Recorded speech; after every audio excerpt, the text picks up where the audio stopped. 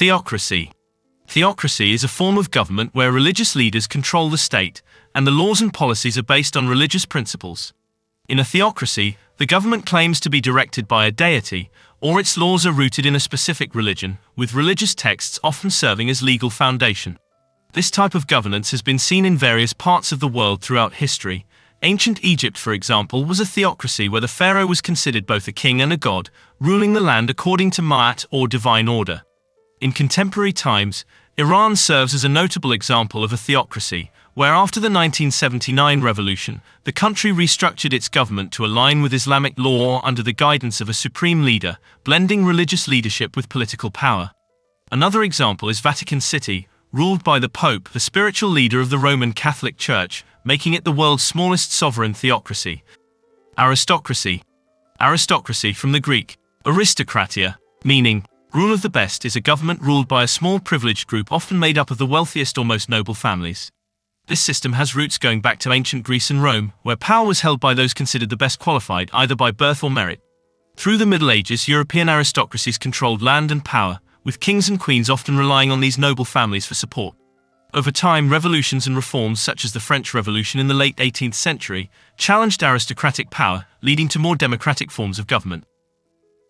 Tribalism.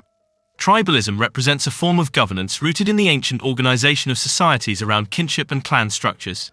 Historically, it predates the establishment of formal states and centralized governments, being a primary form of social organization in prehistoric times and continuing in various forms to the present day. In tribal systems, leadership is often vested in elders or chiefs, recognized for their wisdom, bravery, or lineage. These leaders oversee communal affairs, resolve disputes, and ensure the welfare of their members, with decisions frequently made through consensus or in council settings. Absolute monarchy. Absolute monarchy is a government where a single ruler has complete control over everything, without any laws or people to check their power. This type of rule was common in many parts of the world, from the Middle Ages until the 18th century. In an absolute monarchy, the king or queen makes all the decisions, from laws to taxes and even when to go to war. Famous absolute monarchs include Louis XIV of France, known as the Sun King, who famously said, "I am the state," showing just how much power he had. Under his rule, France saw major changes in art, culture, and military strength. Dictatorship. Dictatorship is a form of government where power is concentrated in the hands of one person or a small group, often characterized by authoritarian rule and a lack of democratic freedoms. In a dictatorship, the leader, known as a dictator, has absolute control over all aspects of the state, from laws and the economy to media and the military. This type of governance can come to power through various means, including military coups, political maneuvering, or inheritance, and it is maintained through force, suppression of dissent, and often a strong personality cult around the leader. Historically, dictatorships have taken various forms and have been justified by different ideologies. For example, in the 20th century, Adolf Hitler in Germany and Benito Mussolini in Italy established fascist dictatorships, while Joseph Stalin in the Soviet Union led a communist dictatorship. More recent examples include North Korea under the rule of the Kim dynasty, where the government controls nearly every aspect of citizens' lives. Constitutional monarchy. Constitutional monarchy is a form of government where a monarch acts as the head of state within the parameters of a constitution. This system combines elements of monarchy and democracy, with the monarch's powers being limited by law and balanced by an elected parliament or other governing bodies. A constitutional monarch typically performs ceremonial duties and has limited political power. Direct democracy. Direct democracy is a form of government where citizens have a direct say in the making of laws and decisions that affect their lives, rather than electing representatives to decide for them. This system allows people to vote on policies, laws, and important issues directly. The most famous example of early direct democracy is ancient Athens, where citizens could participate in assemblies to make decisions on matters of public policy. In modern times, direct democracy exists in various forms and is often combined with representative systems.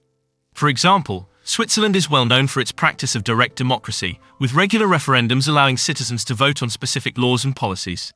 Similarly, some states in the United States, like California, use ballot initiatives and referendums to let voters directly decide on state laws and changes to the state constitution. Parliamentary democracy. Parliamentary democracy is a form of government where the executive branch derives its legitimacy from and is accountable to the legislature, which is the parliament, and the country's citizens. In this system, the government is usually made up of members of parliament elected by the people. The head of government, often called the Prime Minister, is typically the leader of the majority party in Parliament and is appointed by a head of state, which can be a monarch or a president depending on the country's system. One of the key features of parliamentary democracy is the separation of powers between the head of state and the head of government, unlike in a presidential system where both roles are combined. This setup encourages cooperation between the legislative and executive branches, as the government must maintain the confidence of the parliament to stay in power. If the government loses a vote of confidence, it may be required to resign and new elections may be called. Countries like the United Kingdom, Canada, India, and Australia are examples of parliamentary democracies. Presidential democracy. Presidential democracy is a form of government where the president serves as both the head of state and the head of government, holding significant executive power separate from the legislative branch. In this system, the president is usually elected directly by the people for a fixed term and cannot be easily removed from office by the legislature, except through processes like impeachment for serious misconduct. The United States is perhaps the most notable example of a presidential democracy. In the US, the president, elected every 4 years, exercises executive power independently of Congress, which holds legislative power. Other countries with a presidential system include Brazil, Mexico, and Indonesia. One of the key advantages of a presidential democracy is the clear separation of powers, which can prevent the tyranny of the majority and ensure that different branches of government can check each other. However, this system can also lead to gridlock if the president and the legislative branch disagree on policy directions, making it difficult to pass legislation. Federal Republic. A federal republic is a form of government that combines the principles of federalism, where power is divided between a central government and various regional governments, with the democratic idea of a republic, where officials are elected by the people to represent their interests.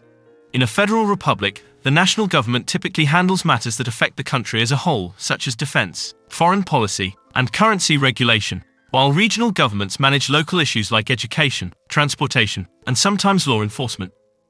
Oligarchy. Picture a government where a select few hold the reins, steering the course of an entire nation. The term itself stretches back to ancient Greece, coined by the philosopher Aristotle around 330 BC. He saw it as the dark side of aristocracy, where rule by the best devolved into rule by the wealthy and well-connected. Russia, since the end of the Soviet Union, is often cited as an example of a modern oligarchy, where a few wealthy individuals or oligarchs exert significant influence over the country's political and economic directions. Military junta. A military junta is a form of government in which a country is ruled by a committee of military leaders. The term junta originates from Spanish, meaning a council or committee, and has come to be associated specifically with military or authoritarian rule. Military juntas often come to power through coup d'état, overthrowing existing governments and suspending constitutional processes. These regimes are characterized by their emphasis on military authority, the suspension of political liberties, and the suppression of civil society and political opposition. Technocracy. Imagine a government run by experts, like doctors in charge of healthcare or engineers managing infrastructure. That's the basic idea behind technocracy, where decision-makers are chosen based on their technical expertise, not political agendas. The concept isn't new. Back in the 1930s, during the Great Depression, technocrats gained support with promises of using science and technology to solve social problems. Think smart solutions for everything from resource allocation to economic policy. But things get tricky. Who decides who's an expert? How do you choose them fairly? And wouldn't unelected technocrats lack accountability to the people? These questions sparked debates and limited the movement's widespread adoption. Plutocracy. Plutocracy is a form of government where the wealthy, either directly or indirectly, have control over the political process and hold power over the governance of a society. This system is characterized by the disproportionate influence of the rich on policy-making, political appointments, and the overall direction of the state. The term comes from the Greek words plutos, meaning wealth, and kratos, meaning power or rule. While no country officially declares itself a plutocracy, the term is often used to describe situations where economic disparities are reflected in political influence, leading to policies and decisions that favor the interests of the wealthy elite at the expense of the broader population. Plutocracy can manifest in various ways, such as through the funding of political campaigns, where wealthy individuals or corporations use their resources to support candidates who align with their interests. It can also be seen in the lobbying process, where well-funded interest groups seek to influence legislation and regulation. Anocracy. Anocracy refers to a form of government that is characterized by a mix of democratic and autocratic features. It represents a transitional state that is neither fully democratic nor fully autocratic. Anocracies often emerge in societies undergoing significant political transformation, where the old authoritarian regime is weakening or democratic governance is not yet firmly established. These governments often experience high levels of political competition that, due to weak institutions, result in conflict rather than peaceful transitions of power.